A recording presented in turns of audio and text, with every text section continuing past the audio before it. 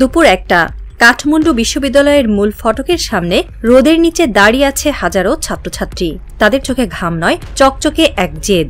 প্রতিজ্ঞার মতো মুখে মুখে ফিরছে সেই বাক্য, ঢাকা শুরু করেছে, কাঠমান্ডু শেষ করবে। এক তরুণী ছাত্রী, চোখে কালো চশমা, কাঁধে নেপালি পতাকা। সে ক্যামেরার দিকে তাকিয়ে বলে, আমাদের হাতে অস্ত্র নেই, আছে আগুন। ঢাকা আমাদের শেখায় কিভাবে স্বপ্ন ফেরত আনা যায় রক্ত ছাড়া। আর নেপালের প্রধানমন্ত্রী কেপি শর্মা ওলি, সে তো হাসিনার কার্বন কপি।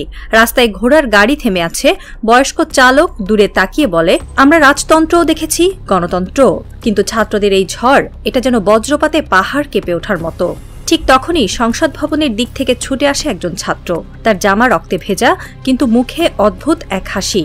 সে চিৎকার করে বলে, সংসদ ভবনের প্রধান গেট ভেঙে ফেলেছি, স্পিকারের গাড়ি পুড়ছে। পেছনের পাহাড়ের ছায়া তখন নেমে আসছে শহরে, কিন্তু ছাত্রদের চোখে দিন শেষ হয় না, কারণ তাদের কাছে এই দুপুর মানে শুধুই রোদ নয়, এটা সূর্য হয়ে ওঠা বিদ্রোহের নাম। ইন্দোনেশিয়ার জাকার্তা শহর, 31 আগস্ট 2025। সেখানে রাতের আকাশে উড়ছিল আগুন। ছাত্র জনতা রাস্তায়, স্লোগানে, পোস্টারে একই কথা বলছে, এনাফ ইজ এনাফ। তার প্রায় 1 মাস পর নেপালের রাজপথে জ্বলছে সংসদ সদস্যদের বাড়ি। কংগ্রেস পার্টির হেডকোয়ার্টারে আগুন। প্রাইম মিনিস্টার কেপি শর্মা ওলির গার্ডেন রোডের বাড়ির সামনে থরে থরে পুড়ছে বিলাসী গাড়ি। ছুটে বেড়াচ্ছে আতঙ্কিত সংসদ সদস্যরা, কেউ বা আবার ছদ্মবেশে বিদেশ পালানোর চেষ্টা করছে। কিন্তু এয়ারপোর্টের গেট দখল নিয়েছে ছাত্ররা। বাংলাদেশে শেখ হাসিনার নামে স্লোগান উঠেছিল, গদি ছাড়ো। সেই একই মডেলে নেপালের স্লোগান হয়েছে, গদি ছাড়ো, গদি ছাড়ো, স্বৈরাচার ওলি নেপাল ছাড়ো।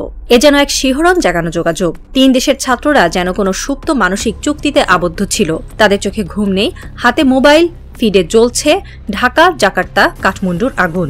ফেসবুক, টুইটার, ইনস্টাগ্রামে #Bangladesh model, #Gen Z revolt, #dreamfall trending. এক মহাদেশ জুড়ে দাবানলের মতো ছড়িয়ে পড়েছে নতুন প্রজন্মের স্লোগান, আমরা মেনে নেব না আর দাসত্ব। জুলাই বিপ্লব যখন বাংলাদেশের রাজপথে ফেটে পড়ে, অনেকেই বলেছিল ওটা ক্ষণিক উত্তাপ। বাংলাদেশের ছাত্ররা, তরুণরা, এমনকি কিশোররাও তখন চোখে আগুন নিয়ে বলেছিল, এই আগুন নিভবে না, এই আগুন সীমান্ত পেরোবে। এবং সত্যিই ইন্দোনেশিয়া, তারপর নেপাল, এই 2 দেশ প্রমাণ করে দিল বাংলাদেশের বিদ্রোহ আর এক দেশের অভ্যন্তরীণ ব্যাপার নয়, এটা একটি আঞ্চলিক সাইক্লোন।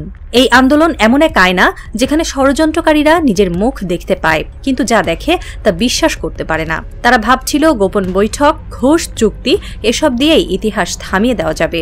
কিন্তু ভুলে গিয়েছিল, ইতিহাস কখনো ঘুষ খায় না, ইতিহাস বদলায় আগুনে।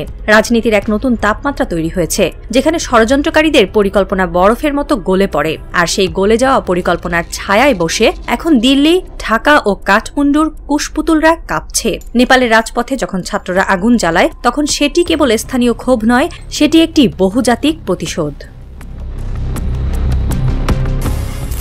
শেখ হাসিনার স্বপ্ন ছিল ফিরে আসার, কিন্তু সেটা আর স্বপ্ন নয়, সেটা এখন ইতিহাসের দুঃস্বপ্ন। এককালের মেরুকরণকারী নেত্রী, যিনি ভারতীয় ছত্রছায়ায় নিজেকে অমর ভাবতেন, তার ফেরার চেষ্টাটাই এখন ব্যঙ্গর বিষয়। নেপালের পুড়ে যাওয়া সংসদের ছবি দিয়ে বাংলাদেশের তরুণরা লিখেছেন, স্বৈরাচার 2 নয়, বাংলাদেশের ভূতের ফেরতও নয়। এই প্রজন্ম আর মেসি, রোনালদোর রাত জাগা প্রজন্ম নয়। এরা রাত জাগে যুদ্ধবিমান, এয়ার ডিফেন্স সিস্টেম, সাবমেরিন, দেশের স্বপ্ন দেখে। এরা রাত্রি কাটায় দেশ নিয়ে চিন্তায়। তাদের কাছে শেখ হাসিনার ফেরা মানে পরাধীনতার বৃত্তে ফিরে যাওয়া, আর সেটা কখনোই সম্ভব নয়। আর সেই অসম্ভবের নামই এখন স্বপ্নদোষ। বাংলাদেশ মডেল এখন একটা স্বপ্ন নয়, এটা একটা প্রতিক্রিয়া। যেখানে জনতা এতটাই নির্যাতিত হয় যে একসময় তা বিস্ফোরণে পরিণত হয়, যেখানে একটি সরকার এতটাই জনগণ বিচ্ছিন্ন হয়ে পড়ে যে তা নিজেই নিজেকে গিলে ফেলে। নেপালের ছাত্রদের হাতে আজ সেই মডেল। তারা বলছে, আমরা শেখ হাসিনার সময় ক্ষেপণের ভুল করব না, আমরা এখনই অ্যাকশন চাই। এই মডেল রপ্তানি নয়, এটা চেতনার ভাইরাস। ঢাকা থেকে কাঠমান্ডু হয়ে সেটি এখন কলকাতা, পাঞ্জাব থেকে দিল্লি পর্যন্ত ছড়িয়ে পড়েছে। একটি চিন্তা, আর নয় শোষণ, আর নয় কণ্ঠ বন্ধ করা স্বৈরাচার। এখন এই মডেল যেন এক স্লোগানে রূপ নিয়েছে। স্বাধীনতা মানে কেবল পতাকা নয়, স্বাধীনতা মানে সিদ্ধান্ত নেওয়ার সাহস। বাংলাদেশ মডেল বলছে, আমরা হেরে গিয়েছিলাম কিন্তু দমে যাইনি। আমাদের ভাষা কেড়ে নেওয়া হয়েছিল, কিন্তু আমরা আবার উচ্চারণ করেছি। আমাদের ভোট লুট হয়েছিল, কিন্তু আমরা ফেরত নিয়েছি। এবার তোমাদের পালা, ইতিহাস রক্তে লেখা হবে। দিল্লির ষড়যন্ত্রে শেখ হাসিনাকে ফেরানোর যে খেলা শুরু হয়েছিল তার মুখোমুখি আজ দুই জায়গা থেকে প্রবল আঘাত, নেপাল ও ইন্দোনেশিয়া। শেখ হাসিনার ঘনিষ্ঠ যে রাজনীতিক ও আমলারা ভারতের কাছে গিয়ে ফিরতির টিকিট চেয়েছিলেন তারা আজ ঘরের ভেতর লুকিয়ে আছেন, কারণ দেশের মানুষ এখন জানে যদি কারো পেছনে ভারত থাকে তার পেছনে জনগণ থাকে না। এখন এই মুখ শুধু পুড়ছে না, এমনকি সেই আগুনে সেকা খাচ্ছে ঢাকার ক্ষমতালোভীরাও, কারণ যারা ভারতের রোজ ম্যাপে হাঁটতেন তারা এখন গন্তব্যহীন। নেপাল ও ইন্দোনেশিয়া দেখিয়ে দিয়েছে বিপ্লবের শক্তি, ভারতের প্রভুত্ব ফিরিয়ে আনার দিন শেষ। ছাত্রদের স্লোগানে লেখা হচ্ছে এই যুগের সংবিধান। দেশ কার? দেশের মানুষের, কেউ পেছন থেকে চালাতে পারবে না। এই মুখোশ খোলার মুহূর্তে ভারত ও ঢাকার অনেক প্রিয় মুখ আজ মুখ লুকোচ্ছে। কেউ বিদেশে, কেউ হাসপাতালে, কেউ আবার ছদ্মবেশী রাজনীতি করার চেষ্টা করছে, কিন্তু তাদের মুখে জনগণের ঘৃণা স্পষ্ট, আর কিছু লুকানোর নেই।